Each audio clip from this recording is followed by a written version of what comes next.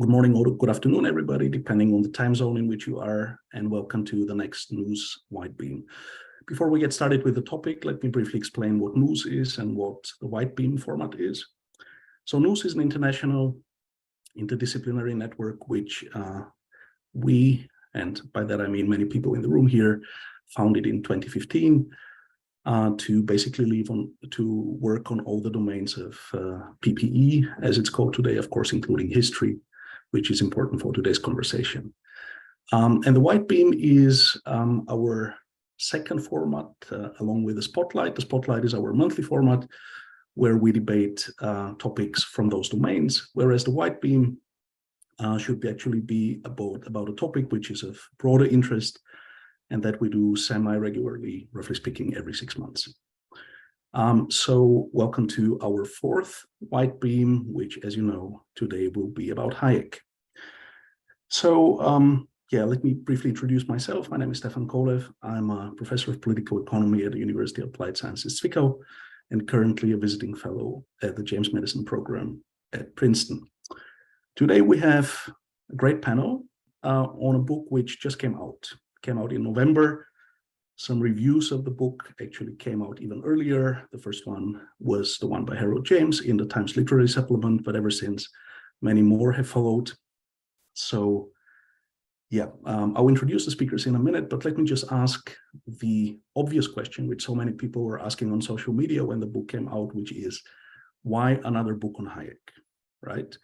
And this is a legitimate question, and for that we'll have about 2 hours today to debate why we need not just another book on Hayek, but 800 more pages on Hayek. And that, as you may have realized, is only volume 1 of the biography. So this is basically the core of what we'll be debating today. So let me introduce the speakers, and then I will tell you about the rules of the game. We have a distinguished panel. First of all, we have the 2 authors of volume 1, Bruce Caldwell and Hansjörg Klausinger. Bruce is a research professor at the Econ department at Duke and also the director of the Center for the History of Political Economy there. Also the general editor of Hayek at the University of Chicago Press Edition. Hansjörg is a professor emeritus at the Vienna University for Business and Economics, and as I said, the co-author of volume 1. Harold James is also with us. Harold is a professor of history and international affairs here at Princeton, and somebody who, as I may say, is one of the great economic historians of our times, especially if you care about Central Europe and its economic and financial history. So those would be the 3 panelists. I will be the moderator who, in more or less orderly way, will try to get us across those, roughly speaking, 2 hours. The rules of the game would be like this. So Bruce and Hansjörg will open up with some introductory remarks, rough speaking, 10 to 15 minutes. Then Harold will follow up. Then I have a couple of questions. And then, given the more than 50 people in the audience, I will open it up for your questions and comments in case you have read the book or in case you are now intrigued to read it after you have listened to the discussion. So with that, without no further ado, I'll turn it on to Bruce, then to Hansjörg, and then to Harold. Bruce, the floor is yours. Well, I'm delighted to be here. Thank you so much for inviting us, Karen and Stefan, for your good work as moderator, and for Professor James for agreeing to join us on this, for me, very brilliant morning outside. So I'll start directly with Stefan's challenge: why another book on Hayek? And I think only the best way to try to answer this sort of question is to try to say, you know, how it's different, how we viewed it as different, what we were trying to do with it. And I think the first point of difference is really the types of sources that we were able to make use of in composing the book. And for that, I'll just tell a little story. I had worked on Hayek. I'm an historian of economic thought, and I had worked on Hayek starting back in the 1980s and the 90s. I'd done a couple of the volumes in the Hayek collected works, one on Keynes, one on socialism and war. And I had written a book called Hayek's Challenge that came out in 2004. from the University of Chicago Press. And it was mostly looking at the origins of Hayek's ideas within the Austrian school, but also emphasizing his contributions to the methodology of the social sciences and the methodology of economics. That was the focus of that book. And I probably would have been done with Hayek's work at that point, but I was invited by Stephen Kresge. Before that book was published in 2002, I was invited by Stephen Kresge to consider becoming the general editor of the Hayek Collected Works. And as an historian of economics and someone who was interested in Hayek at that point, I saw that as a really golden opportunity. So I immediately said, yes, absolutely, certainly, sign me up. And he said, well, there's a catch. You have to first be interviewed by the Hayek family. Now, the Hayek family at that point was not Hayek. He had died in 1992. It was his two children, Larry Hayek, who was a medical doctor living in Devon, and Christine Hayek, who was an expert on beetles. That was her specific area of expertise, working at the British Natural Museum. So I went down to Devon and was picked up and had about an hour and a half conversation with Christine. I was immediately taken with this person. She was delightful. She was lovely. She was very expressive, very honest, very open, going all different places when I would ask her a question. I of course, didn't have a recorder at that moment because I didn't realize she was going to be telling me such interesting stuff. So I was trying to write these things down. Well, after that wonderful conversation, I had a similarly wonderful one with the son, with Larry Hayek. And I actually spent the evening and slept over in their house. And the next day, he took me up to his library, and he said, "This is his study." And he said, this has some nice stuff in it. And I looked around, and it was packed with Hayekian memorabilia. That was fascinating. And he just said, look, have a look around, look into whatever you want. He pointed me in various directions. He told me what some of the things were. He held up a folder and said, this one it's very interesting. It has the stuff on the divorce. So I thought, my goodness, I mean, these people are revealing lots of different things. So I spent the 4 or 5 hours. I'm not even sure how much time it was because I was just so taken by the amount of stuff that he had there. There were academic sorts of things, but there were also all these personal things. His skis were there. His playbills. He'd been going to plays since he was since he was 11 years old in 1910. And these are all preserved. There were maps that I thought were maps that he used because he was a great mountaineer and skier for those sorts of expeditions. We found out later to be the maps that he had used when he was a soldier in World War I on the Italian front.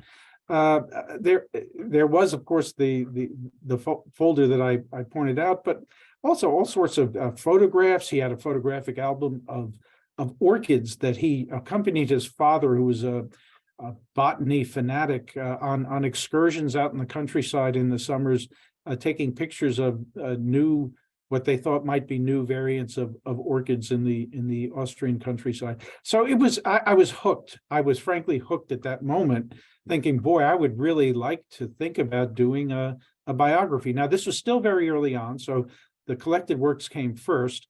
And as time went on, I recognized that there was one huge limitation. Hayek, in his correspondence with other people, always had said, if anyone does my biography, they must be fluent in German. So I took a course in German at UNC Greensboro, where I was, just to see if I could kind of maybe learn German at age 45, and it didn't work. I learned a little, but I knew that wasn't going to work. So I started to despair. But as a general editor of the collected works, I commissioned various of the volumes, and Hansjörg did his 2 volumes superbly. I mean, he finished on time, which first of all was one of the few things that any of the editors did. But he did this great editor's introduction to Hayek's monetary, the 2 volumes on Hayek's monetary theory. He was easy to work with. We got along, quite well, I thought. So I said, look, what do you think about the idea of trying to do a biography? and he was willing, so we got started, and that was about a decade ago.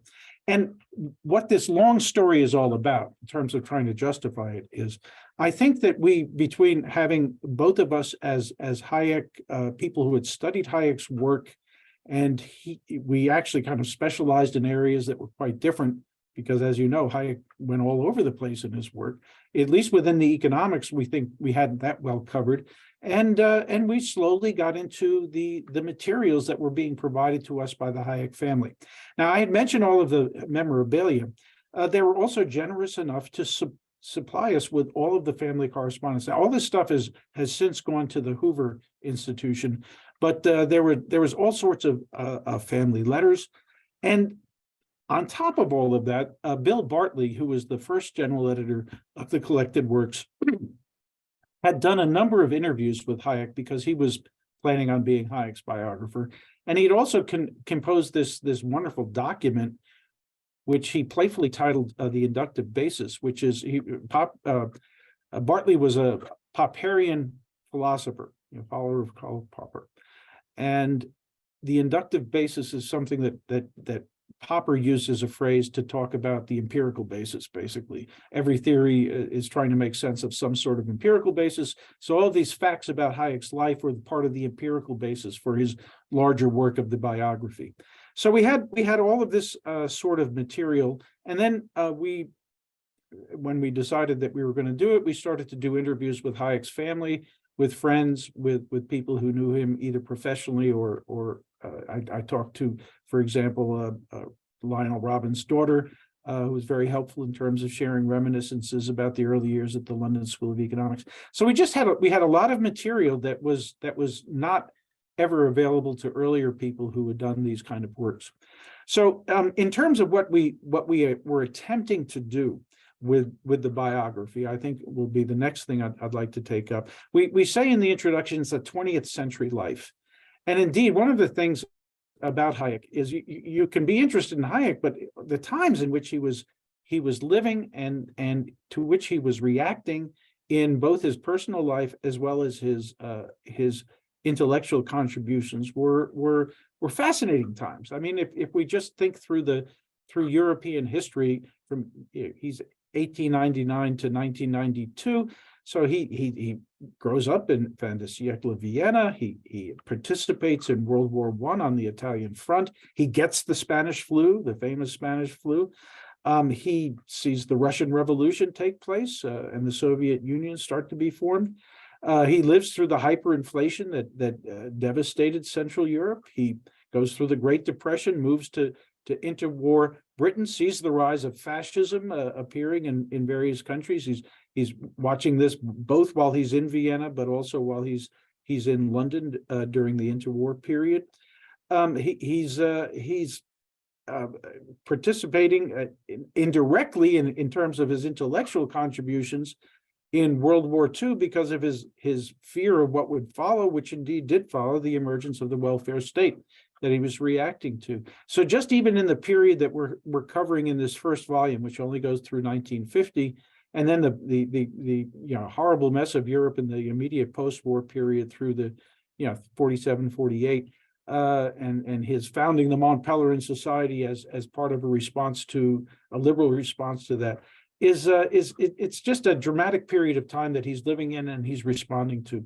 So we thought that this was basically a very good story to be able to tell. Another thing that we really tried to do was to give a sense of both the places that he lived and the people with whom he was interacting.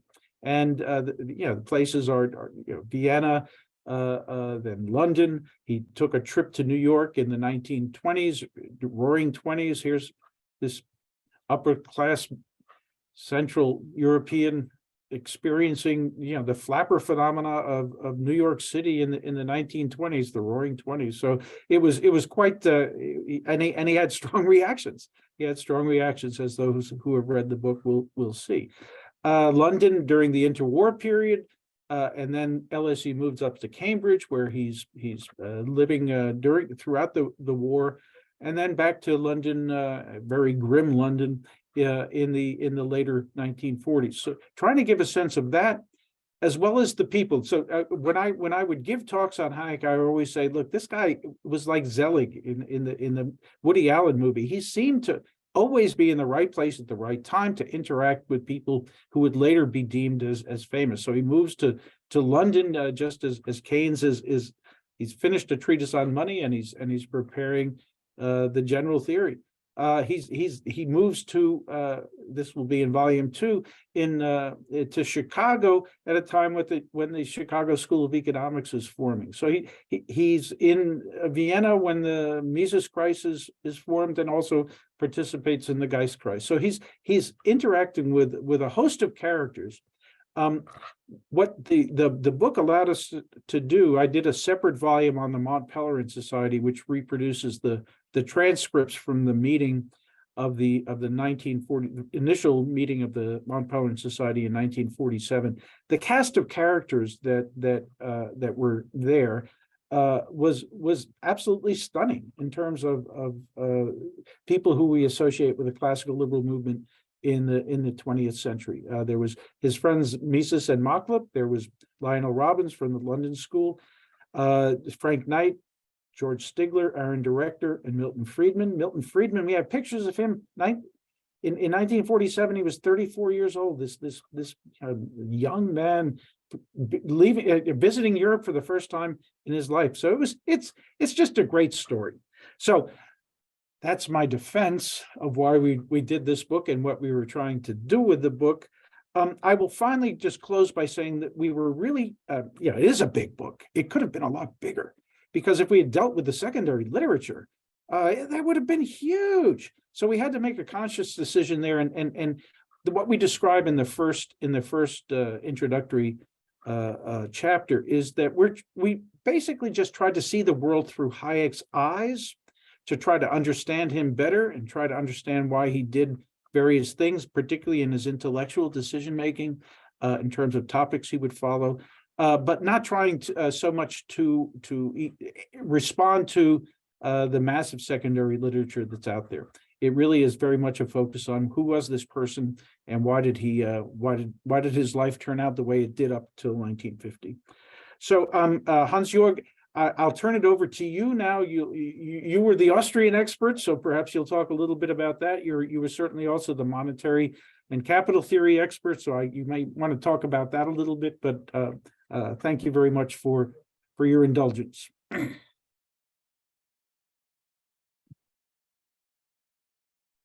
Thank you, Bruce. Hansjörg. So thank you very much for the invitation and for the possibility to speak to you. As Bruce said, I will make a few points on the Austrian roots of Hayek, because I think this is a field where I can add a little bit of value to the knowledge of Anglo-Saxon readers. First of all, I'd like to add a remark to what Bruce said about the family correspondence. One of the greatest challenges of it was that we had an enormous number of letters from Fritz Masser, from Felicitas, and all of them were in terrible handwriting and in Kurrent, which is a type of German handwriting which is now, I think, out of use 100 years or so, and very few people are able to decipher it. I'm not able to decipher it, and so I had to look for some, and I had the great luck to find a person who was not only able to do it, but did it just for fun, just to prove that he was able to transcribe current handwriting into TypeScript. So this was very fortunate. Without such a person, it would have been very difficult to get anything out of this correspondence. In the following, I want to draw your attention to, I think, to three fields. First, I'd like to speak a little bit about the peculiarities of the Austrian Gymnasium education, which Hayek attended. Then something about the circles of which he was a member in the interwar period, as long as he was in Austria. And finally, I was advised to have a few remarks on the Austrian business cycle theory. starting with Hayek's experiences in the Viennese gymnasiums. The Austrian gymnasiums at the time were, I think, notorious for failing to challenge gifted students, gifted pupils. Hayek was surely a case in point. He was bored, he was lazy, and perhaps the only thing that he learned from the Austrian gymnasium education was how to digest stuff on his own and in as little time as possible to get through the exams. There were also two, I think, peculiarities of the curriculum of Austrian gymnasiums. The first one, Hayek attended, the first one was that mathematics was only a minor subject. It did not figure in the final exams. So it was not so important to learn mathematics. And this may be one of many reasons why Austrian economists did not reject mathematical modeling, because for a lack of education in mathematical, because of a lack of mathematical training during school time. The second point, Hayek attended a classical gymnasium, and this meant that there were no living languages taught. The only languages taught were Latin and ancient Greek. So if you wanted to acquire some fluency in living languages like French, which was more popular than English, you had to depend on private lessons. And in fact, we know that Hayek, that it took until the time of his trip to the United States, that Hayek was able to read the English classics in its original language. So there was also some, I think, obstacles in becoming acquainted with the classical economics literature, because there was Latin and ancient Greek would not have helped him very much. Well, I'd like to drop a few words on the Viennese circles, of which Hayek was a member in his, let's say, formative period in the interval between the two wars. This was the Geistkreis and the Mises seminar or Mises circle. Well, I think these were, of course, very, very innovative and productive circles. But I think one of the specific features in Vienna was that these were what is called extramural circles, populated by scholars who earned their living outside academia and who more or less had no chance to get a tenured position. This was especially true in the field of economics. Why? What was the reason that these scholars were all excluded from an academic career? Well, the first point, on the one hand, it was just for the scarcity of funds.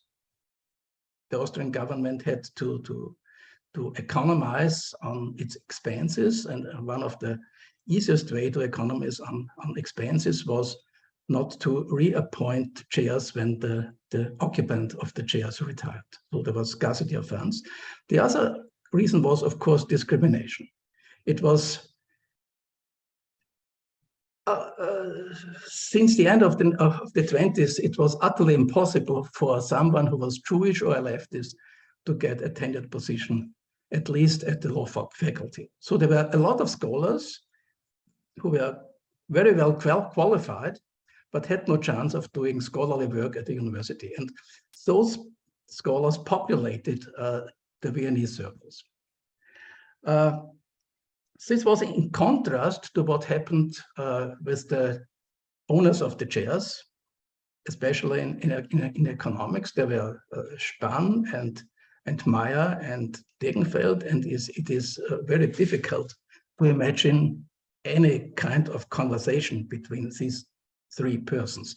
So these, the representatives of economics at the Vienna University remained all very isolated. There was no conversation between them. And so it came to my mind when Hayek was in Britain at the LSE, and in a later chapter, we remember that he relished the presence in, or the conversation in the senior commons room. This may have been because he knew it was an institution which would have been totally impossible at the university where he studied. So it was, for a sense, perhaps his membership in the circles was a kind of substitute for the conversation which did not take place at the university. So my final remarks will be on Austrians, on Hayek's theory of money, capital, and the cycle, and I want to make 5 remarks. All will be very, very brief. First, in my view, Hayek's monetary theory of the cycle was a great accomplishment from an analytic point of view, because given the standards of rigor at the time, he produced a coherent integration of monetary theory on the one hand and of general economic theory on the other hand. The second point is that we all know that in his most cited contribution, The Use of Knowledge in Society, Hayek points out how the price system or how the price mechanism can solve the knowledge problem by prices working as signals and as incentives. But we must also acknowledge that in his monetary theory of the business cycle, we have a theory where he shows how prices can mislead, because the crucial price in his theory of the cycle is the rate of interest. And his explanation is just that monetary factors will make the interest rate deviate from its equilibrium value, so that the crisis, so the cycles and the crisis come about because the interest rate is not an effective signal and is not an effective incentive. So what we learn from this is what we are told in The Use of Knowledge in Society, that the price mechanism will be well functioning, is conditioned on a situation of monetary stability. This is, of course, a trivial insight. But to define what is meant by monetary stability or how it can be brought about in the real world is, of course, non-trivial. Well, my third point is I would concede that Hayek produced a theory of the cycle and of money and the capital, which is logically consistent. Unfortunately, for a good theory, you need not only logical consistency, but also it should square with the fact. And I think in this respect, Hayek's theory is only, let's say, half correct.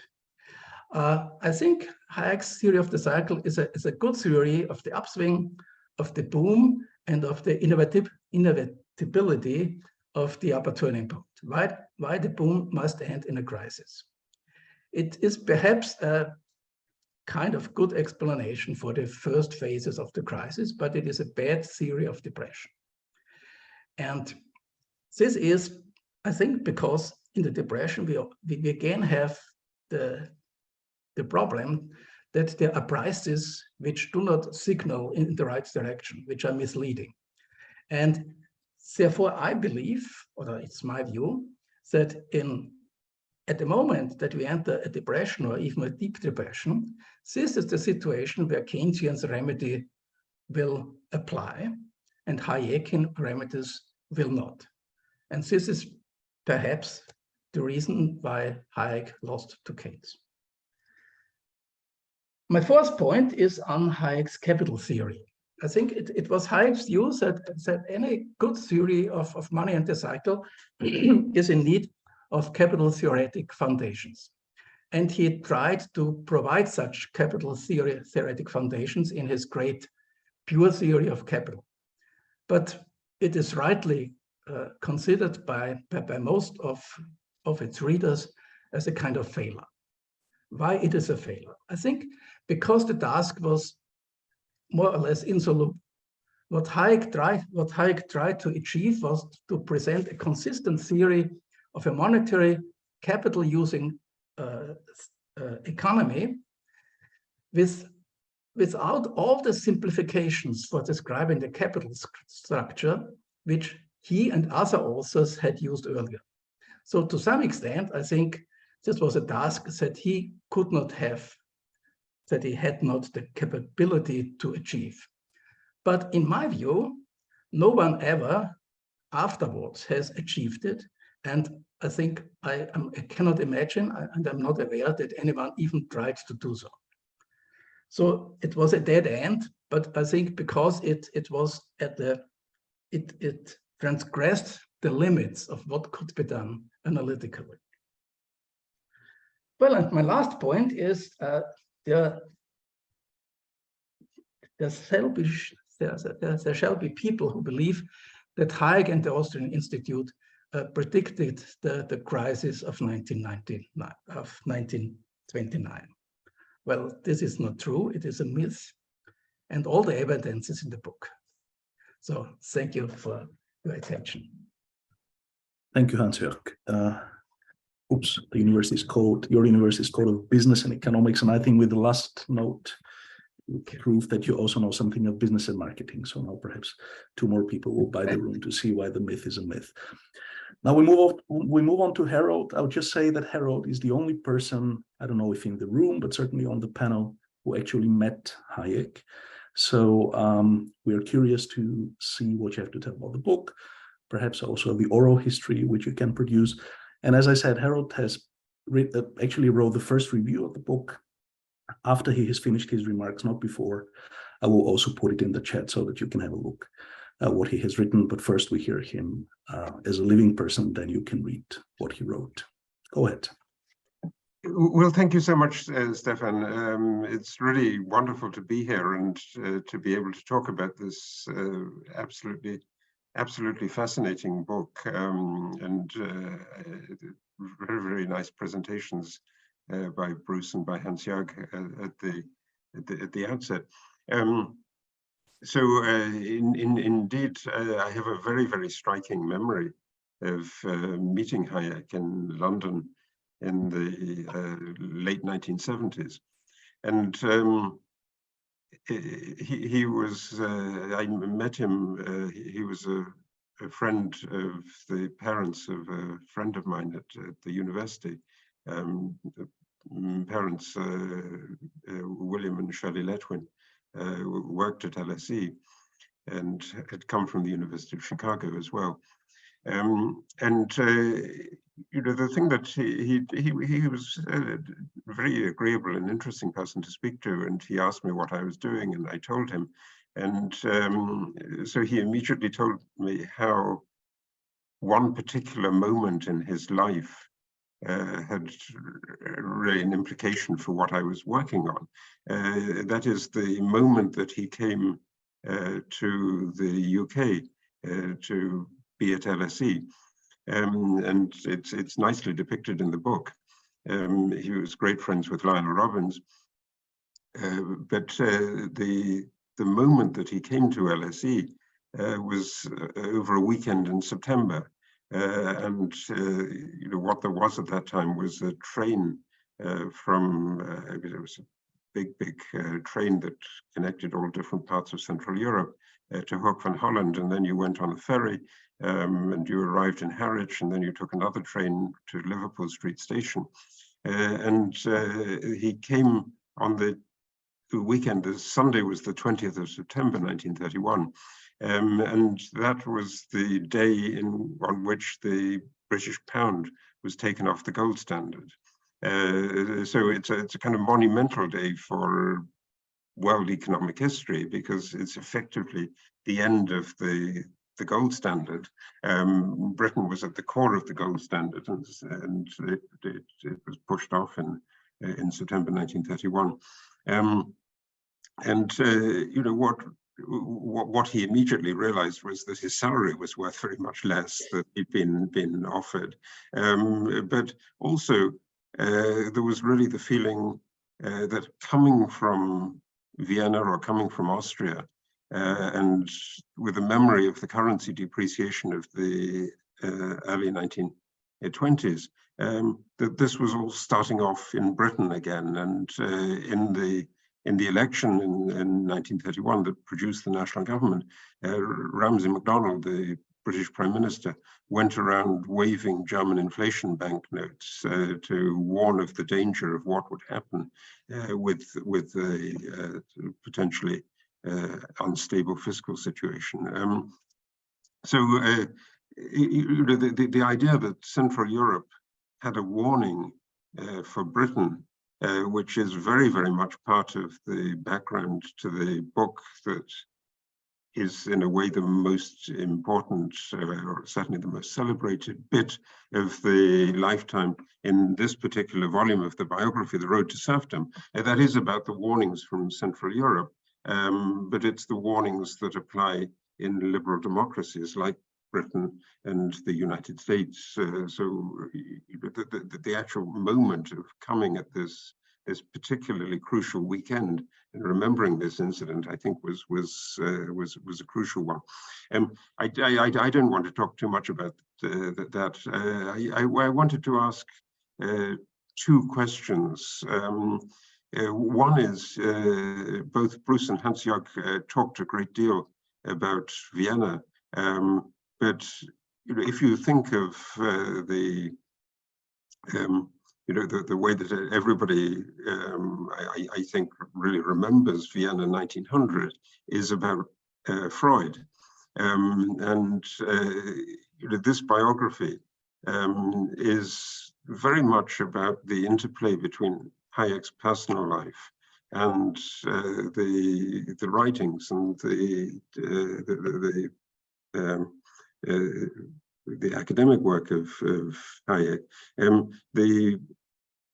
The description of the divorce, which really is the thing I think that gives the chronological framing of the book, and you explain this in the opening passages of the book, that a more logical point to have left off might have been 1945, the end of the Second World War. And the immediate aftermath then of this great literary success, an important book, The Road to Serfdom. But you go on to 1950 because you think the divorce is so critical, and it's such a bizarre story, and I think you really only get it fully if you read your book. So maybe since you didn't talk about it, I should briefly say what that story was. Where Hayek grows up in a childhood friendship with a distant relative called Helene Bitterlich. And when he's on the front in the First World War, actually in the virtual picture, the front is just below me, or it's taken on a plane from Rome to Munich, but this is exactly the Austrian-Italian front in the First World War that I was flying over when I was so struck by the view out of the window. So as an 18-year-old, he was a soldier on the front, and she writes in her diary, "If I ever marry, then only him." And he was also, I think, clear about his affections to this lady. But then he goes on an intellectually formative visit to the United States in 1923-24, just at the end of the period of the inflation. And in that moment, she married somebody else and quickly had children.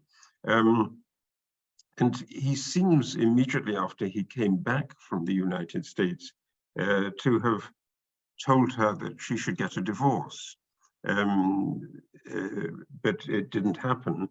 And instead what he did was to marry somebody with a similar name who looked physically quite similar also to the other Helena von Fritsch. And they also had 2 children, and there's a sort of parallel existence to this. And it's a very, very peculiar relationship, because very, very quickly, and I think you document it quite well, that Hayek tells his wife that his real affections are for somebody else, and that this was a kind of substitute marriage. And then they're separated in the war. From the first Helena, and so the end of the war is also the moment that the possibility of divorce and rearrangement of family life takes place. So you tell this story, and it's very much, I think, a story of it's a tragic kind of like Goethe's Werther. It really comes out of the pages of German Romanticism that you make the wrong marriage choice. How exactly does this influence the academic writing? Does it influence the academic writing? Do we think of this personal story as in some way formative? I think you have a similar issue, obviously, in the biographies of John Maynard Keynes. How much of Keynes's life was influenced by his personal life, by the homosexual affairs that he had as a young man? What's the relationship, and why do you do this as a biographer? I think those are questions that really merit some kind of attention, because Hayek comes across in the book, and again, it's very, very striking, as a profoundly lonely man, and somebody who found it very, very difficult to have any kind of affections. And you have three figures who you say are his really close friends, and one was killed in the First World War. The second was Lionel Robbins, but Lionel Robbins moves away because Robbins was very, very similar intellectually to Hayek in the 1930s, and the first book that Robbins wrote on the Great Depression is a kind of Hayekian version of what caused the Great Depression. But at the end of the 1930s, Robbins begins to move away, and the Robbins that I remember from the 1960s and 1970s was a Keynesian Robbins, and very, very different intellectually to Hayek. And also, I think you demonstrate this in the book as well, that Robbins was upset about the way that Hayek treated his first wife. And so that friendship really ends there. So you have this very, very isolated individual, and it's absolutely really at odds with the story, for instance, of John Maynard Keynes, who has these very, very close friendships, and he's a warm, interesting, gregarious person. And when Lionel Robbins describes him, or Roy Harrod describes him, they say he's a godlike figure, this magnetic presence that Keynes had.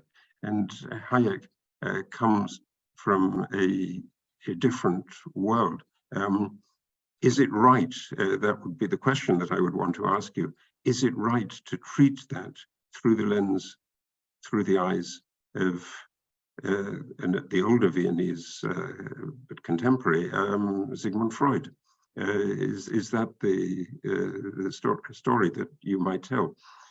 And the second question that I had about the book was that, and Hansjörg presented this part of the book very, very well, is that it's fundamentally a skeptical book about Hayek's economics in this period. And you, I think, share the judgment that Hayek is much more important as a political philosopher, as a writer on social theory, than he is as an economist. But the Nobel Prize citation talks about prices and production. And I think it is possible to make a really strong argument that what Hayek is doing in prices and production is to produce something that looks like the financial cycle that people, for instance, in the BIS, Claudia Borreo likes to talk about, but the financial cycle is something that's come into the literature, and it was nicely discussed in Hansjörg's brief account here, that it's where interest rates are sending wrong signals, and this is a really very, very useful analysis. Maybe less for the 1920s, than for the 1990s and the 2000s. There is, I think, a really, really substantial interest in that part of Hayek's writing, as well as in the social theory and the story of the radical skepticism about the big macro pictures, about the Keynesian picture. Or actually, also, it is presumably something that is coming up in the second volume of the book, really considerable skepticism about Milton Friedman's approach to monetary aggregates, where Hayek has the same kind of skepticism that he feels about Keynes's approach to aggregates and to the whole story of national income accounting, which is really the big intellectual push of the 1930s and the 1940s. So briefly, I don't want to take up too much time, but those two questions seem to me to be really what's at stake in this book, in your volume. First of all, is the psychology really important for discussing the intellectual production? And secondly, can we not rescue more from prices and production and from Hayek's writings in the 1920s than you, I think, want to do? And thanks. Thank you, Harold. In the role of the moderator, I would now pass the divorce question to Bruce, the Freudian question, even though Hayek took pains at not meeting Freud, even when Freud was in London. And then I would pass the second question on the relevance today of Hayek's economics to Hansjörg. Thank you for those comments. It is a very big question, and one that we struggled with, how much detail to go into the divorce. And there's a number of different things that affected the decision that we ultimately took. First of all, it's a biography. So this was probably the central event in his life. He certainly said that in correspondence with people who perhaps not among his closest three friends, but correspondence, for example, with Karl Popper, where he just said, this is, with some of the people that funded him in coming over to America, he said, this has been what I've been obsessed with, this problem that I've had for the past 15 or 20 years. So it was a central part of his life. Now, to what extent it affects his intellectual contributions, I think that's probably not going to be something that we ever thought would happen. Although, interestingly, he does come out with a book on the correspondence between John Stuart Mill and Harriet Taylor in 1952, which is telling a story that has so many parallels. It's unnerving. And when I talked to Christine Hayek about it, she says, "Yes, I did think about that when I received that book from Pa." And so, yeah, I mean, I think that it did. There are certain areas where it might have had some sort of effect. A second reason was that this story had been told in bits and pieces by other people who were doing biographical work. And some of the things that we discovered in our explorations were that they'd gotten things wrong about it. And because we had visited a number of different archives and were able to see not just what Hayek had perhaps written to someone else, but there were things in the papers that were in that divorce file. For example, there was a typed out bit that we thought initially, and that other people who have dealt with this episode thought was one letter that actually was a typing up of two different letters that Hayek had sent to his first wife, Hella. And if you didn't understand that, all of the chronology and all of the things that he was saying in it got mucked up. So we did want, having decided to tell the story, we decided we needed to tell it in full and get it right, because there were other accounts out there that weren't right. I would like to address a little bit, your comparison there between the gregariousness of Keynes and the loneliness of Hayek. I don't think that's quite right. Hayek was a loner in the sense that he was obsessed with his work. And I think that was the most important thing that was driving him throughout his life. He was someone who was constantly working. He was lazy in gymnasium, but he was doing other things that he thought were more interesting. So he was someone whose work schedule I couldn't imagine a sane person being able to keep for very long, and yet he kept it up throughout his life. But other people who met him, and this is something that was affirmed by a number of people, was that he was quite gregarious. He was a social person. He could interact very well with people, as perhaps you experienced yourself when you met him at the Letwins. So, I mean, I think he actually said he regretted having lost his hearing fairly early on, because he was afraid that people thought he was austere and less sociable than he was, because he couldn't always hear people depending on the venue. So, I mean, I think the characterization of him as lonely is probably not accurate, but he was someone for whom work was the most important thing, and I think that was something that drove him both within his professional relationships, but also very much so in his relationship with his family. That one of the first things that Christine Hayek said to me was that she put, I'll put on my Christine imitation. She'd say, "I barely knew the man," she said. He was the prof in the study. He was the prof in the study. So he was someone who was just constantly working. I will honor Stefan's very wise decision to divide this up between myself and my co-author, but I will just say that there were many contributions to economics that Hayek made that I thought were fundamentally sound and vitally important, particularly his critique of socialism, his emphasis on the knowledge problem. And my initial interest in Hayek was for the methodology of economics, where he pointed out that when you're dealing with complex phenomena, your ability to make precise predictions is very limited. So I think he made some very important contributions to economics. But I'll stop there. Thank you. Yeah, no, I agree completely with that. If I might just say, Sure.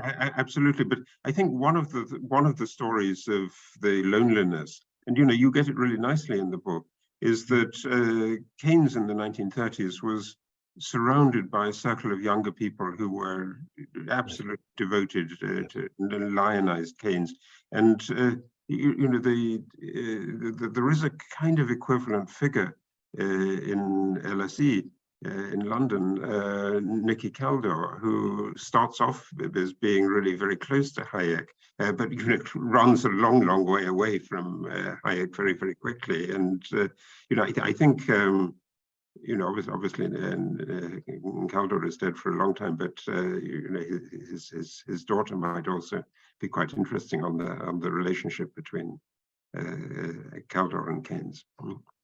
Thanks. Hansjörg, feel free, now that Bruce busted my dichotomy, feel free also to speak both about the Freudian question and the econ question. Well, I think I will abstain from saying too much about Freud. I think Freud, but one must also acknowledge that for Hayek, Freud was just outside his horizon of perception. It was just a kind of thought which he never, I think, really appreciated or even came too much in contact with. But I think that's a different question than that which Harold James has posed.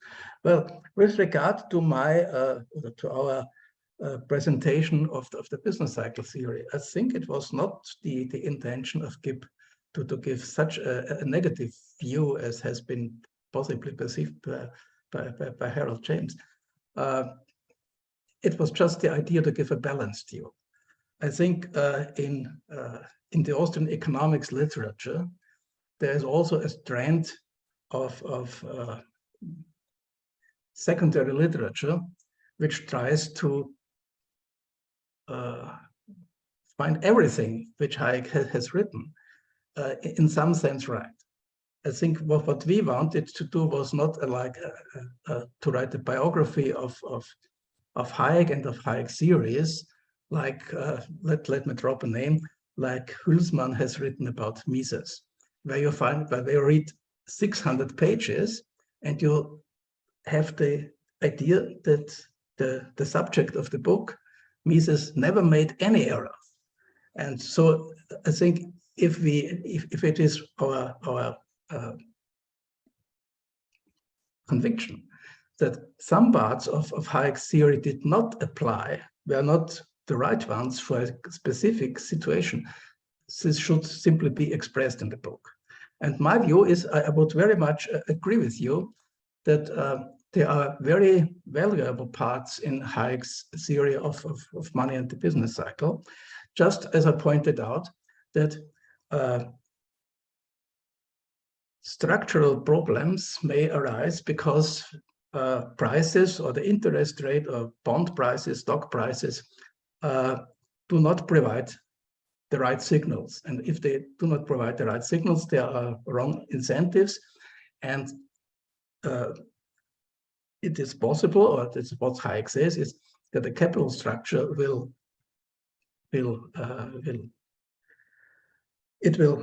a capital structure will arise which cannot be sustained in the long term.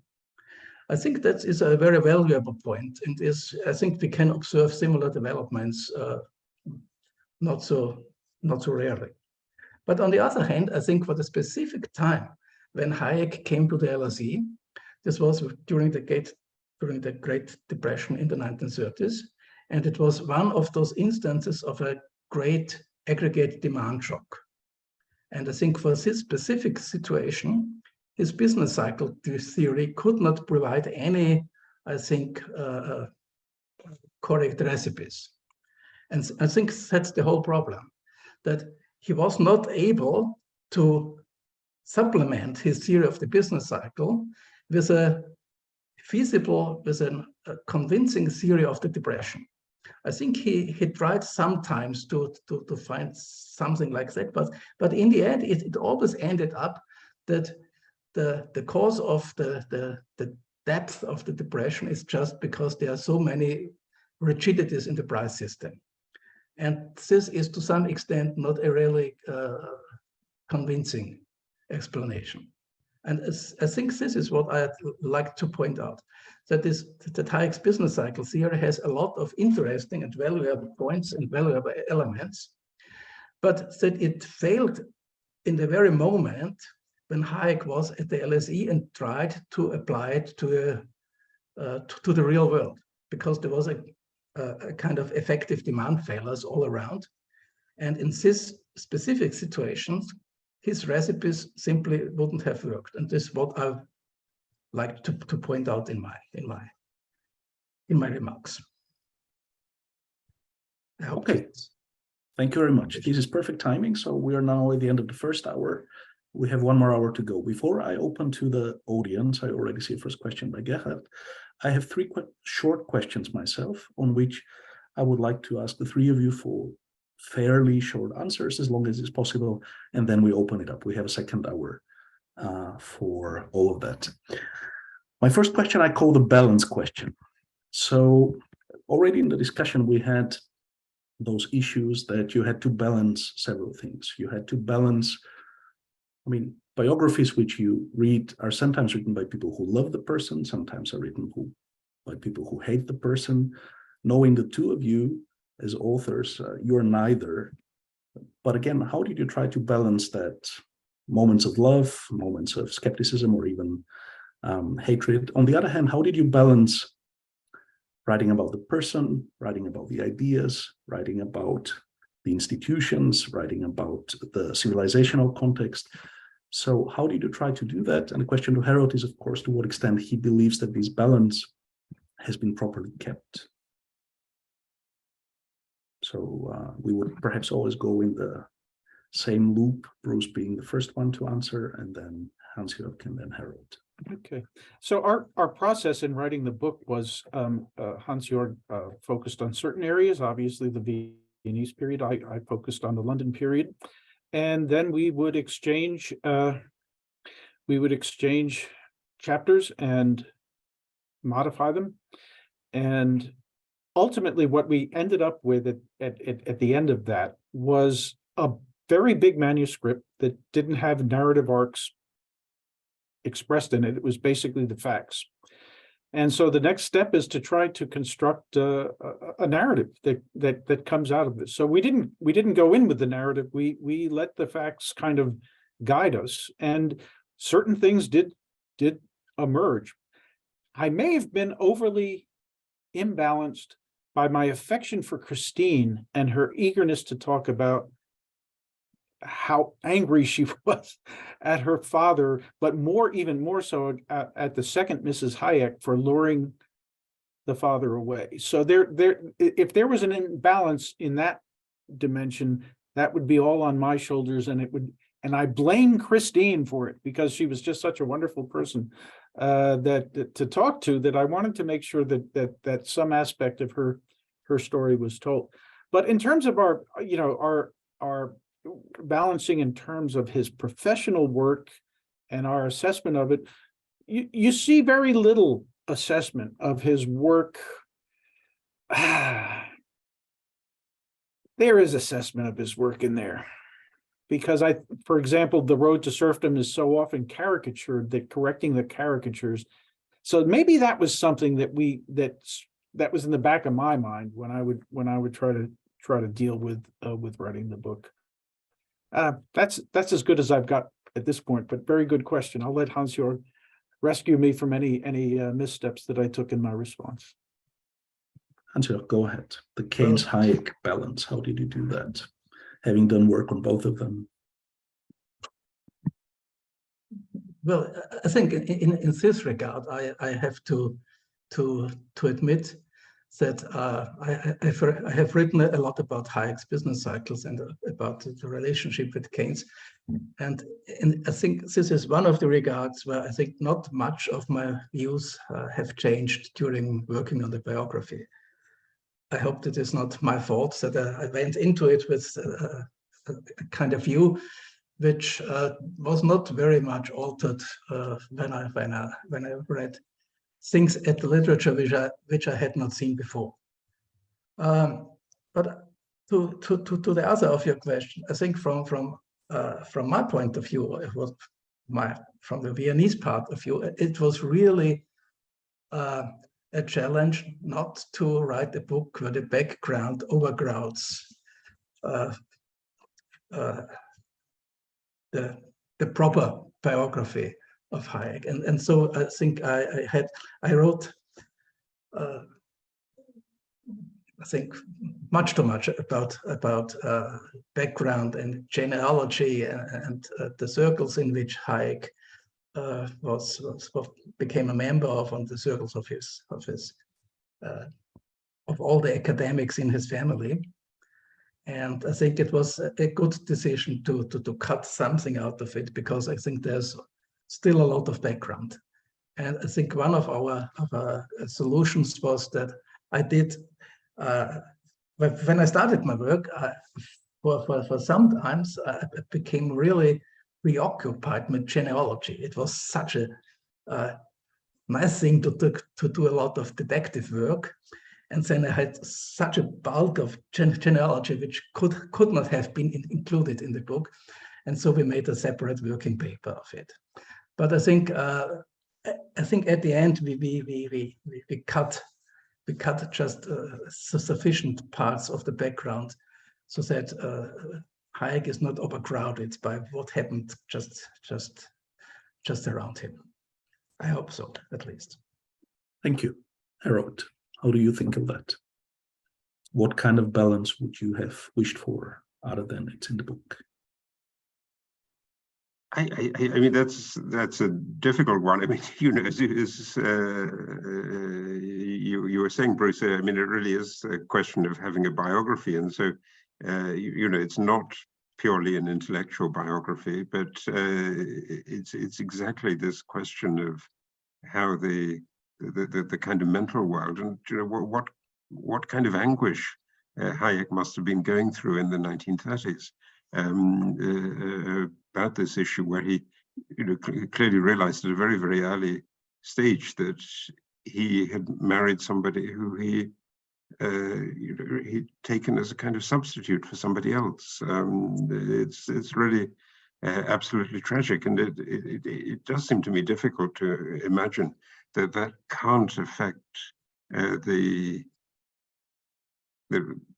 rather bleak view. I mean, there are plenty of other reasons, obviously, to be bleak in the 1930s. I mean, another sort of fascinating issue, and one where again you might think, does the instrumentarium of Freud's analysis help you with this? Is the relationship with the mother, who was clearly a kind of pretty hardcore anti-Semite, and Hayek was not. And there was a tremendous tension about that issue. As I learned from your biography, I didn't know that before, between the mother and the son over that. Thanks a lot. My second question, again, and I think Bruce wants to say something. Sorry.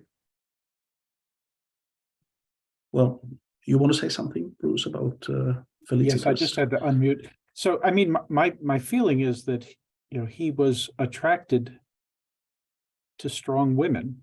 His mother was the stronger of the pair. He was a great fan of Margaret Thatcher, and I think comparing his first wife, who would do anything for him, and his second wife, who would try to, but also had a very strong personality herself. So I think he was attracted to, I mean, to the extent that one wants to become psychological about it, but I think it would be Hayek would turn in his grave if he thought Freud was applied to him, because he was not a fan of Freud at all. So it would be an interesting exercise if someone wanted to see whether graves actually get people turning in them to try such an exercise. Just wanted to say those random things. Yeah. Thank you for that. My second short question is this. I mean, it touches on the loner issue which we had. My question is this: why did Hayek lose the smart youngsters at LSE? And to what extent was the Montpellier Society's founding an attempt to fill the gap?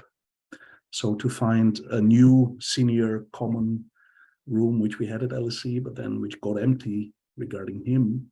And to what extent the Montpellier Society, on which Bruce has just edited another book, was, again, the attempt not just to have a Viennese cafe, but also a substitute for what he had lost in London. So while he lost London, and to what extent he tried to resurrect it at Lake Geneva. Bruce? Me first? Okay, so yeah. I mean, people have written about the success of the Keynesian revolution, and certainly there was an intentional campaign to promote the ideas of Keynes. Keynes wasn't as if Keynes's General Theory was a better written book. They're all very difficult books to try to understand, but there were a bevy of students, Caldwell, the whole list is there at LSE, who got exposed to the ideas of Keynes and thought of them as quite convincing. And of course, Keynes's ideas had a response to the horrible economic situation that was then at hand. So, I mean, I think explaining how quickly people who are younger turned to Keynesian ideas is simple. Now, I don't see the Montpellier Society as an attempt to get young people, reconnect with young people or anything of that nature. That is to say, I don't think that his ideas about founding the Montpellier Society were in response to his feeling he had lost a bunch of disciples, if he ever had one. Most people at LSE said that he was not the sort of person who thought of himself as having disciples. And if you look at his academic record, he's not somebody who had disciples, going forward into the Chicago years. So the Montpellier Society was a response to the situation that he was afraid was going to happen in Europe after World War II. and which was starting to happen in the way that he was horrified that it might happen. So I think that that's a sufficient cause for explaining why he was eager to do that. Thank you. Hansjörg? Well, I just might add that I think it's obvious that Keynes was the more charismatic figure. I think we have some similar phenomenon if you look at the time when Hayek was at the University of Vienna. Ottmar Spahn, of which he was also for a short period at disciple, was also the most charismatic figure. Just irrespective of what he said and what he taught, he had all the students. And I think there must have been something similar. Not that I want to like compare Keynes to Spahn, not at all. But I think Hayek was a serious, lovable person, a serious economist, a serious theorist. But I think he had not the kind of charisma that Keynes had. And this must have been one of the reasons why he lost so many of his pupils. And well, okay, was there a question? No, I don't know. It's okay. Thank you. Harold, in your review, which I just posted in the chat, you play with the optimism-pessimism distinction between Hayek and Keynes. Perhaps you can expand a little bit on that regarding the losing the youngsters to the optimist. Yeah, I mean, I'm glad you raised that, Stefan, because I do think people really liked or feel attracted to optimists, and that somebody who presents themselves as a gloomy Cassandra is going to have difficulties. And Cassandra famously, nobody listens to her. No, she's always right, but nobody takes her seriously. And Was dieser Computer eigentlich mit allem? Sorry. Yeah, it's okay. We will mute. Yeah. And so I think there is something, and clearly that is part of the intellectual environment of Vienna after the First World War. And I think if you would put a Schumpeter biography alongside this, you see very, very similar issues with Schumpeter, including the relationship with the mother and with the two wives. Different in Schumpeter's case because it's the death of the first wife that is the real tragedy. But there's a tremendous aura of gloom about Schumpeter, and then a feeling with Schumpeter that the adulation of Keynes is misplaced. I'm glad Hansjörg doesn't think that you should compare Keynes and Ottmar Spahn, because Spahn is really it's just a terrible figure and a destructive one. Thank you. My very final point is this. Since I'll be and already are working on volume 2, where we'll have to deal even more with the issue, my question is how to deal with oral history.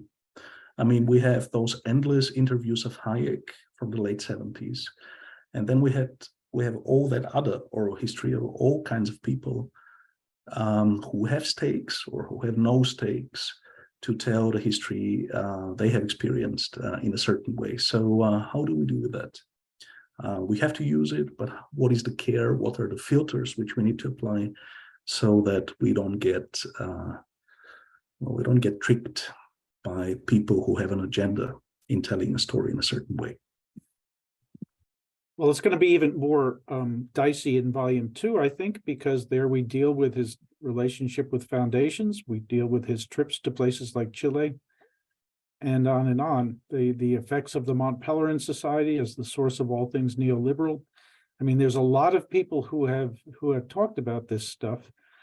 In terms of interviews, we always try to check anything that people say in interviews against any kind of documentary material. So particularly for Hayek's self-reports, and he did a lot of self-reporting, I mean, he did his own enormous set of interviews out at UCLA with a 500-page transcript that was generated from that. We just tried to check wherever we could against any documents. And given that the archives, the Hayek archives itself is up to about 200 boxes now, there's plenty of documents against which things can be checked. So, I mean, we just, in the end, this is something that the reader is going to have to judge themselves to see whether they think that we were able to keep it on an even keel. And that's one of the most important things that we look forward to in terms of any kind of reviews that we get of this volume and the next one.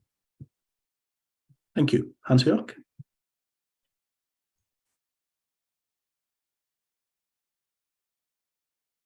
You're still muted.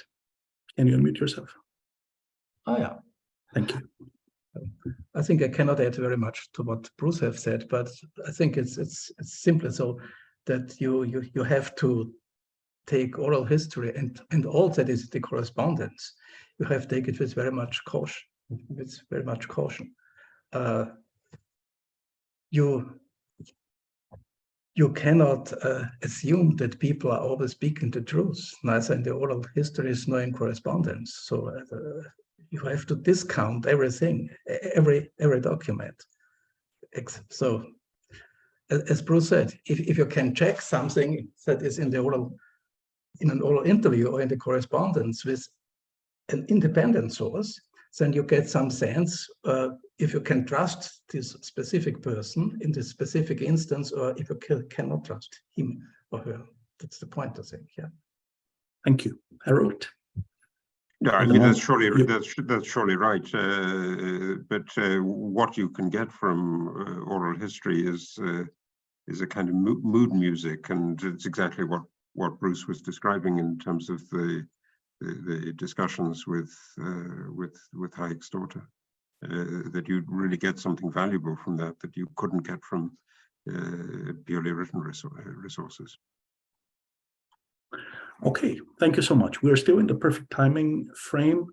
We have 4 questions. Since NOUS is a network which focuses very much on young scholars, I will start with the question which Benedict put in the chat, and he says he has microphone issues, so I would read out that one first. And then it will be Gerhard, Scott, and Klaus-Peter.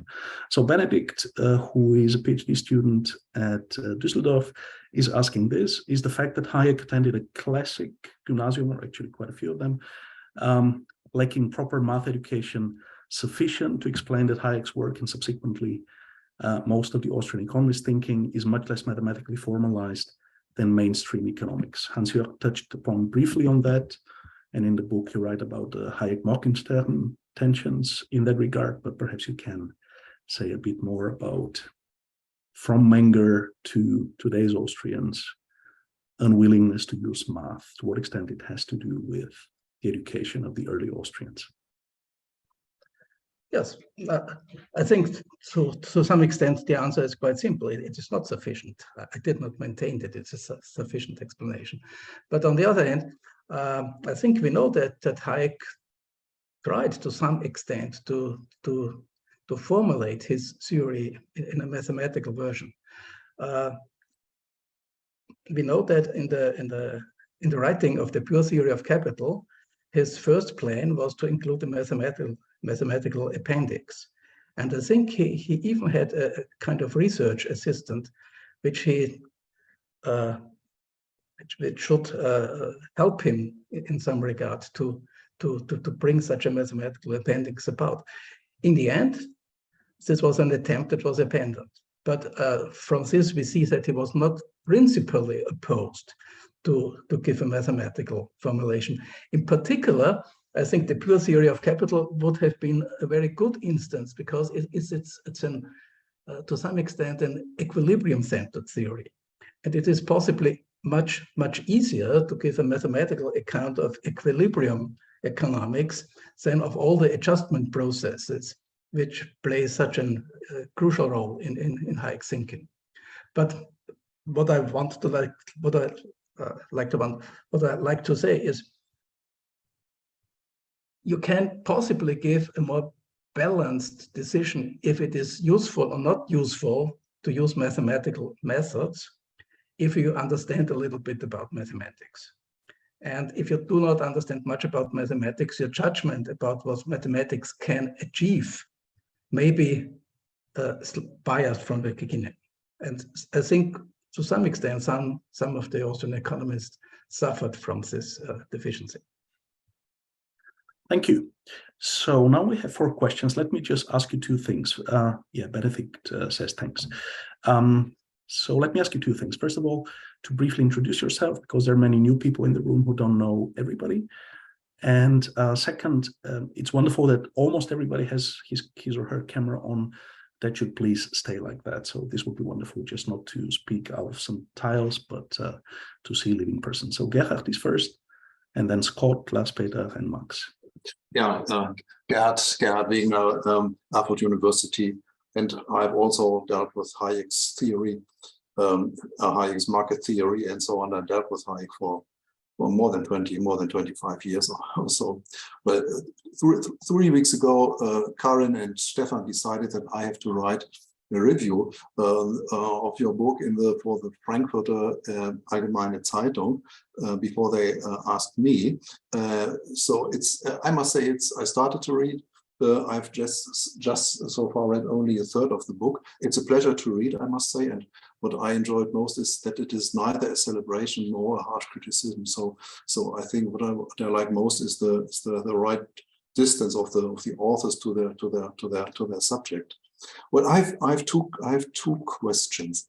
So the first question is, you write rather in the beginning that after the World War I, there was a large reservation and even resentment in the intellectual circles in Vienna against Anglo-Saxonian philosophy, economics, and so on. And this has had to do something with the way how the Entente treated the Central Powers after World War I. This sounds plausible, but I have not found so much evidence here. Hayek has also written this in his book. And is Hayek explicit on this point? Have you found some documents there, or is this only an interpretation? This is my first question, and this would also prompt the question whether Hayek dealt with the English classical liberals. Was this accompanied somehow by a change of his view on World War I? Is there also some evidence about this? And the second question is about one of the greatest historical events in the interwar period was the Spanish Civil War. And this war was widely regarded as a battle between the key political ideas of the time: democracy, socialism, communism, fascism, and also anarchism. Are there comments of Hayek on the Spanish Civil War? An important force in this war were not so much the communists, but rather the anarchists. Anarchists of different sorts, of the Kropotkin sort and also of the Bakunin sort. My question is motivated by the fact that the American Austrian camp is divided on this issue, how to assess anarchism today. So it would be interesting whether Hayek made some comments of anarchism and also on had he had some strong opinion during the Spanish Civil War. These are my two questions. Thank you, Gerhard. Just as a note of procedure, I would always leave it to the three of you to reply or not to reply, right? I'll stop calling you now in that infinite loop. Whoever would like to say something, please do. Who would like to start? Well, I'd like to have, may I have a word? Yes, sure. I think the background of the aversion to Anglo-Saxon economics and Anglo-Saxon thought in general in the post-war period after the First World War was simply that the universities and the academia and also Hayek's family was dominated by German nationalistic thought.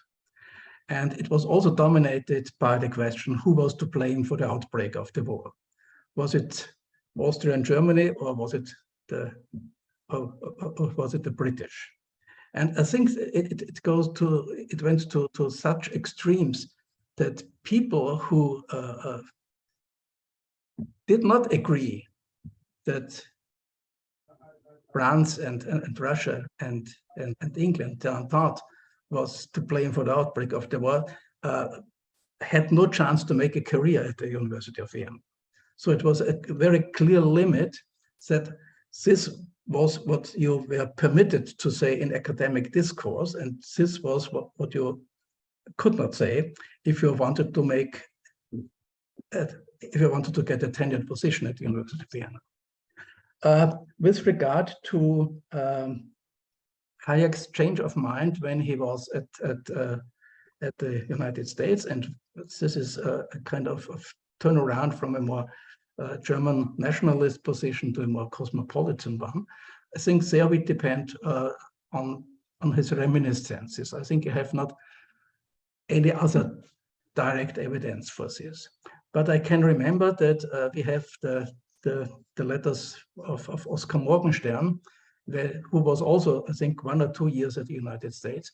And he underwent a quite similar experience. So it is not very implausible that the United States and his stay at the library and his reading of English and American historians had just this effect on Hayek.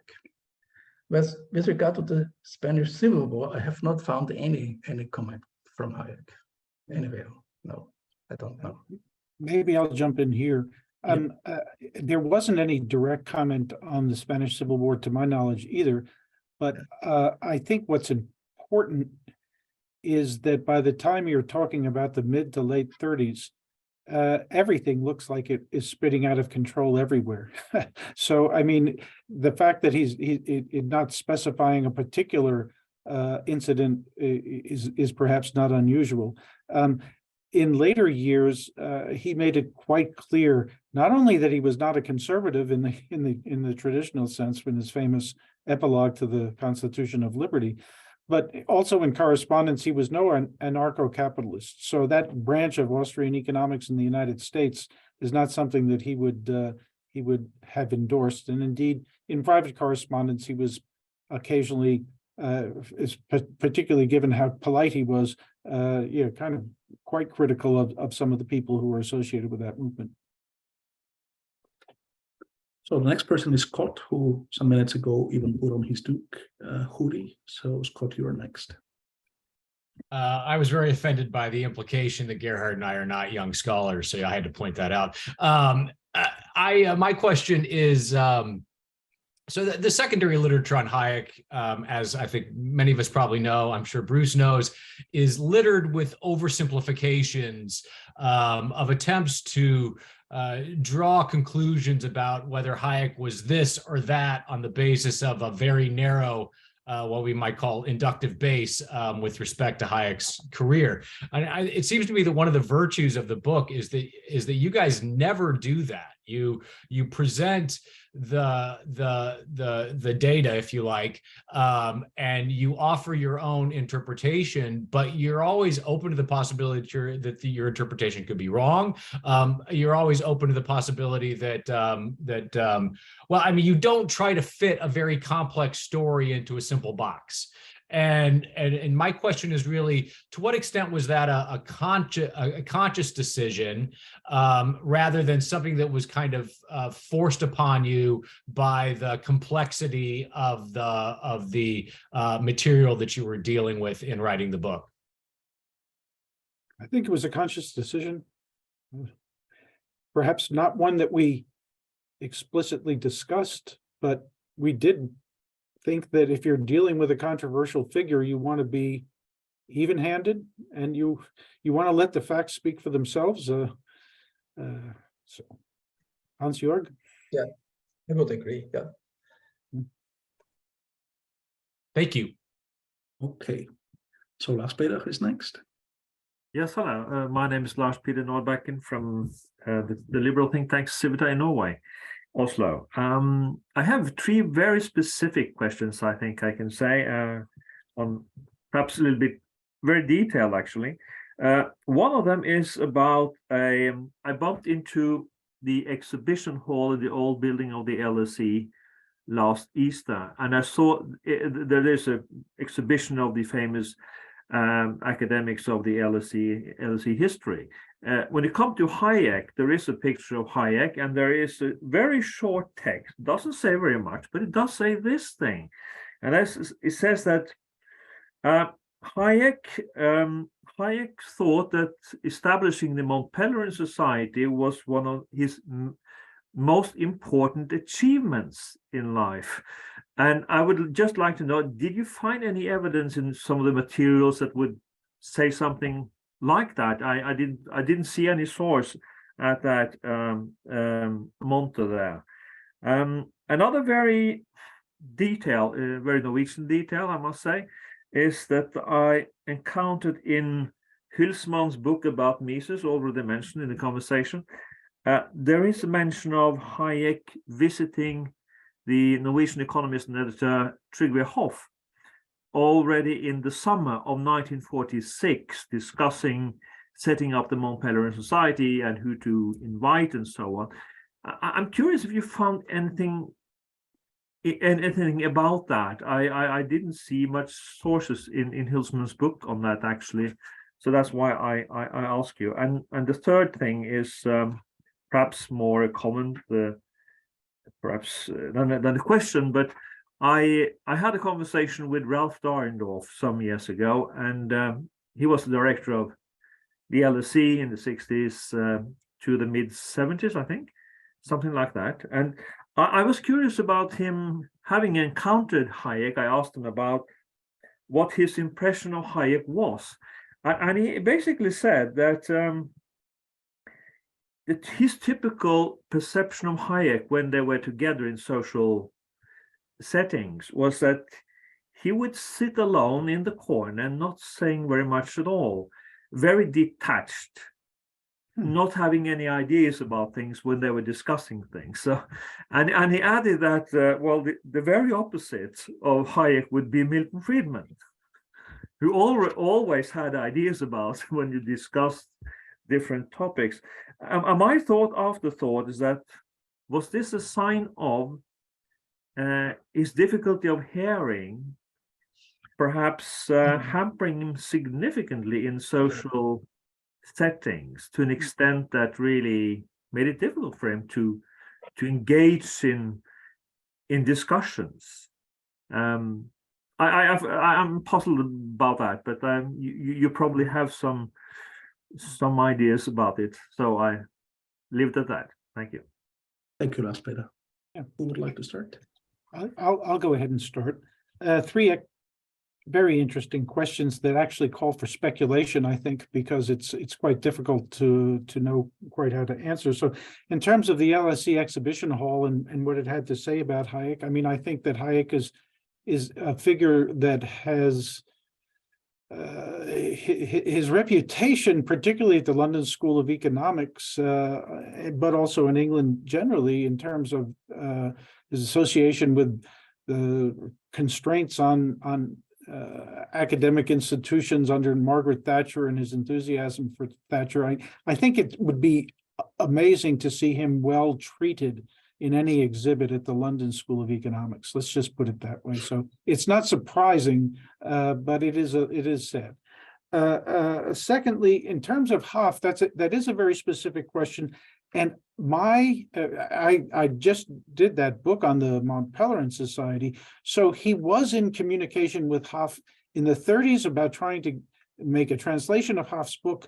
But then you go into the period right before the post-war period, but before the meeting in 1947, he's going to Scandinavia. He is able to meet with the people in Denmark and in Sweden, and he wanted to meet with Hoff, but the letter that I think is the relevant one is where Hoff said, "Oh, I just realized now that you're in town because I didn't get the mail.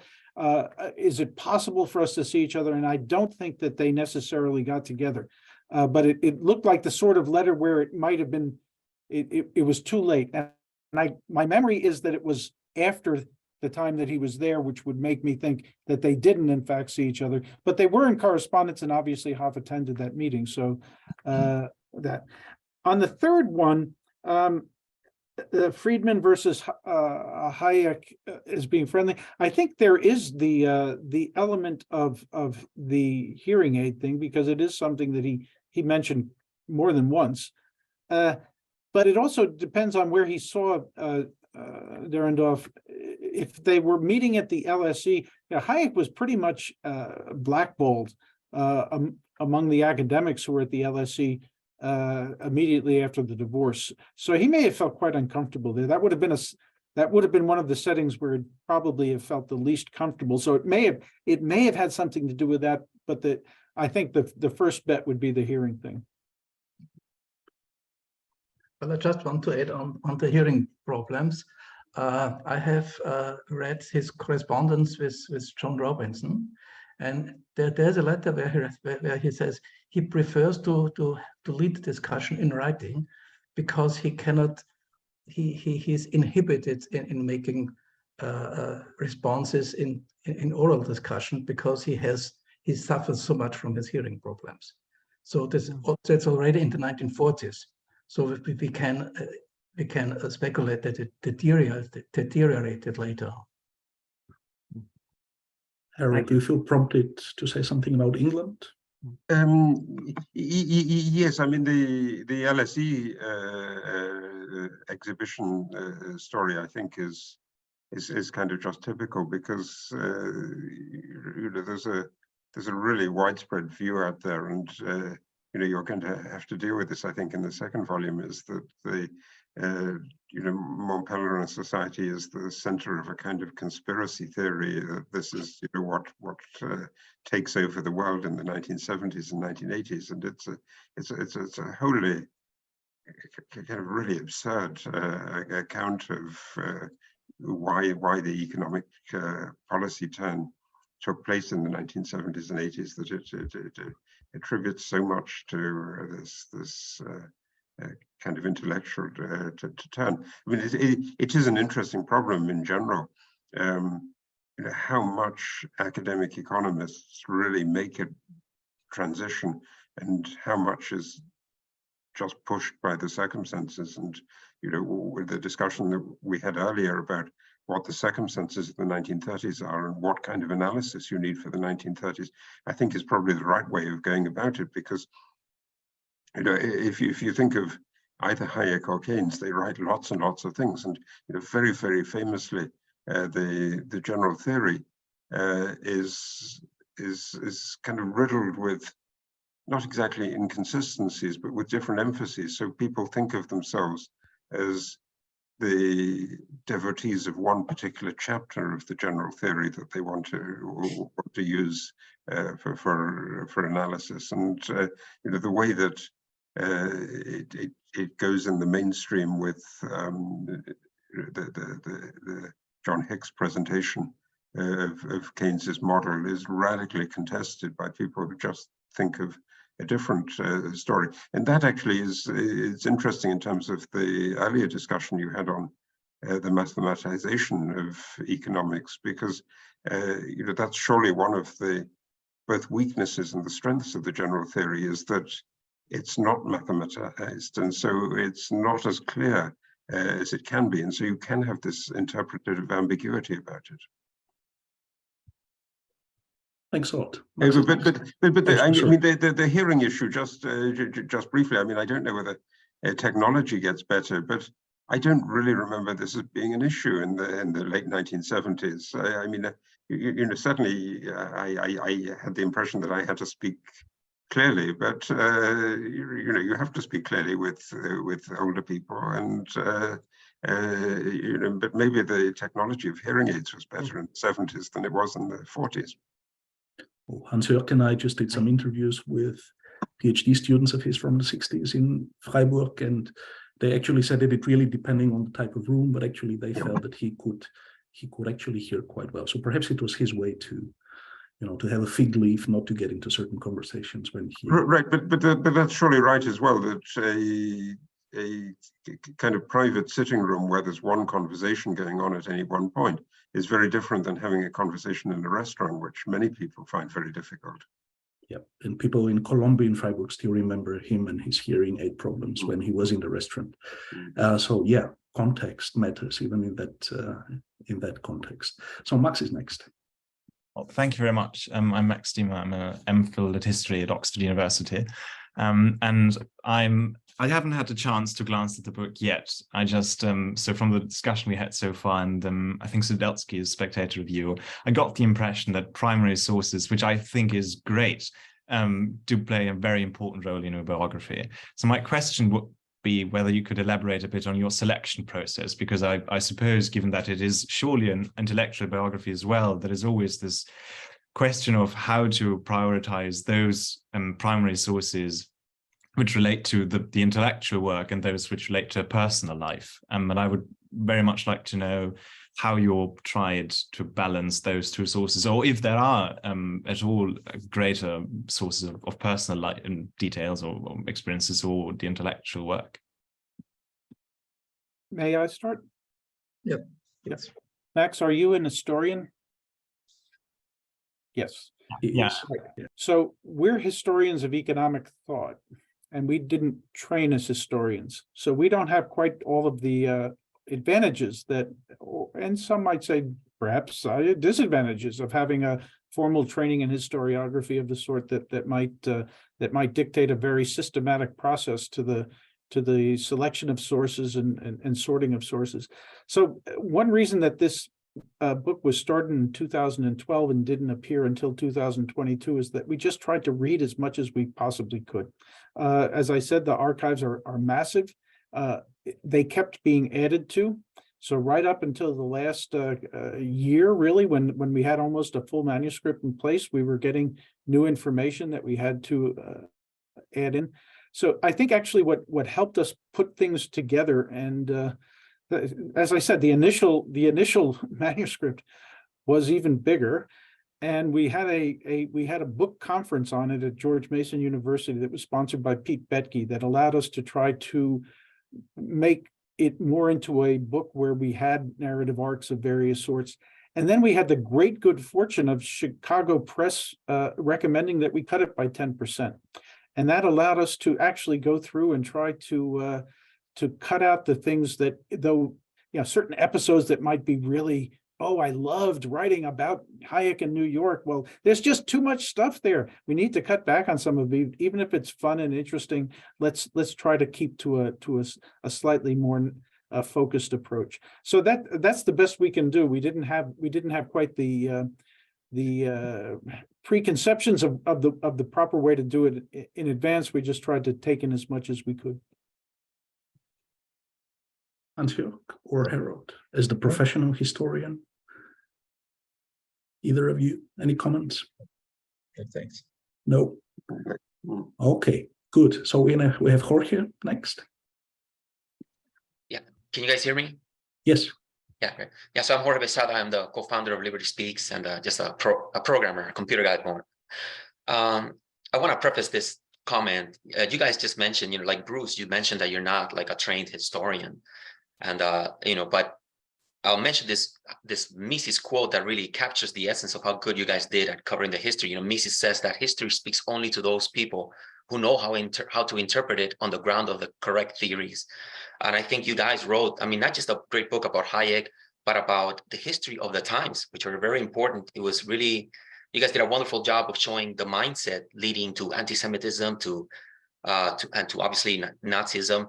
And you guys also, just in a sort of like nonchalant way, there's a section in the book where you quote someone who mentioned that a lot of the anti-Semitism came as a result of democracy. How once the democracy and all these nationalist movements came along, it really helped kind of like increase the over-the-top anti-Semitism that was lacking, a little more in the past. And you guys also talk in a sort of Hayekian evolutionary way, like the real causes of the anti-Semitism. You had the Catholic Church, the Madam Interest, and how that led to the emergence of some of this bad blood. And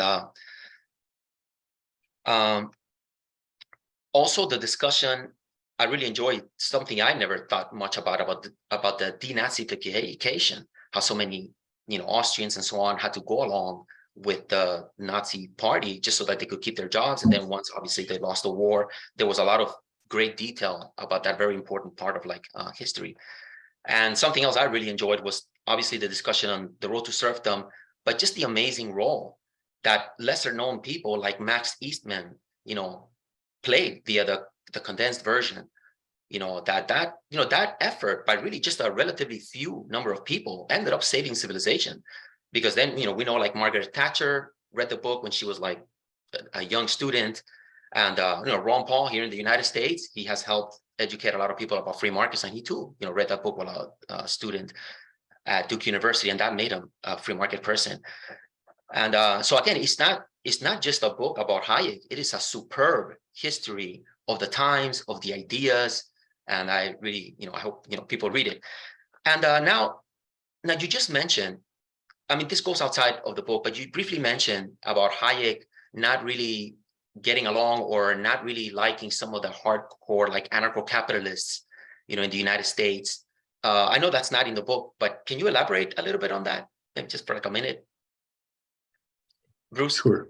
It will be in volume 2, but Bruce can say quite a bit. Yes, so he's at the University of Chicago in the 1950s, and the 1950s in the American conservative movement, there's something called fusionism, which is kind of coming together. So American conservatism starts to really emerge as an intellectual kind of position in the 1950s, and it has three. It's often characterized as having three stools: anti-communism, social conservatism. So this is often religious or just in terms of social mores, and then free market. And these are three things that don't necessarily mix very well. And in America, for the past 70 years, there's been moments when they seem to be coalescing very well, and other times, like the current moment, where there's a lot of division among the various groups. So he's in Chicago at that time. Russell Kirk is someone who he encounters. He read the Conservative Mind and was asked to do a blurb for it and declined. He said there's many things he agrees, he said to the editor, but many things with which he disagreed. And if I tried to explain them all, the blurb would be a small book itself. So he didn't want to do that. And the epilogue to the Constitution of Liberty, Why I'm Not a Conservative, was something that was directed at Kirk and was actually a talk that he gave at a Mont Pelerin Society meeting in the later 1950s. Some of the correspondence that I mentioned specifically addressed some of Mises's students, and in particular Murray Rothbard, who he thought was hagiographic in his assessments of what Mises's work was all about. So I think that those are the sorts of things that I had in my mind when I said that he's not an anarcho-conservative. And if you look at Hulsman's book, which I think is something that we avoided trying to, I think it was a bit hagiographic about Mises, but after all, it was actually maybe not so much hagiographic about Mises as it was about the American followers of Mises as being the actual endpoint, that Mises was just a road, a step along the way to the truth that one could find in Hansjörg or etc. So I think that he would not be someone who would be comfortable with those ideas and in private, but he's a polite guy. He's not going to directly be saying these things, and when he was critical, he'd say, please don't spread this around. But I think he had quite strong views that he wasn't particularly appreciative of some of those American Austrians, as it were. Now, I'll say one final thing. He was very enthusiastic in the 1970s with what so-called revival of Austrian economics that took place in a variety of meetings that was really supported very much by some of the foundations that supported his academic positions and Mises's positions at universities. So he was quite for once, Harold, he was optimistic. In the 1970s, when he started to see some young American students embrace the Austrian worldview. and want to learn more about it. Okay, I guess the two other panelists don't have a comment. Before I take Dieter's question, I'll just read from the chat. There is a question by Graham Brownlow, who asks this: Hayek had dealings with George O'Brien of University College Dublin and George Duncan of Trinity College Dublin, and of course, Individualism, True and False was given there as a lecture. So the question is whether Hayek invited O'Brien into the MPS, as Duncan did join. Bruce, do you know of that?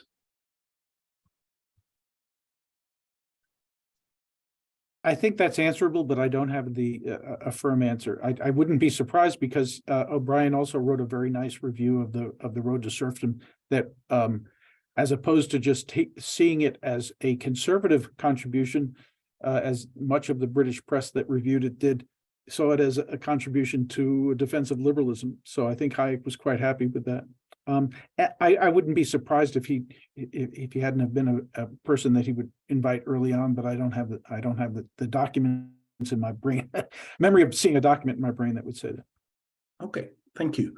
So Dieter is next, and then we have basically 7 more minutes. So if in case somebody else has a very final question, we can still squeeze it in.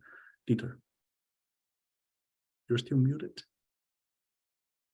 Sorry, No. yeah, I can make it quite short. I have also just a very simple question.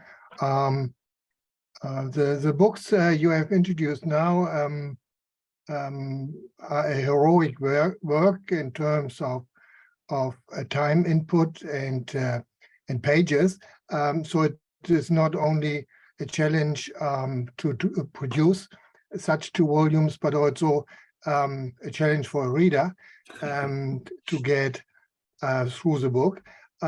So on the shoe list, Society for the History of Economics, I saw, I don't know, 2 months or 3 months ago, a brief note by Bruce, where he introduced to the fact that there were some, how to say, some introductory books or booklets on the market, at least through Amazon, giving brief, I don't know, booklet information or commentaries to your work.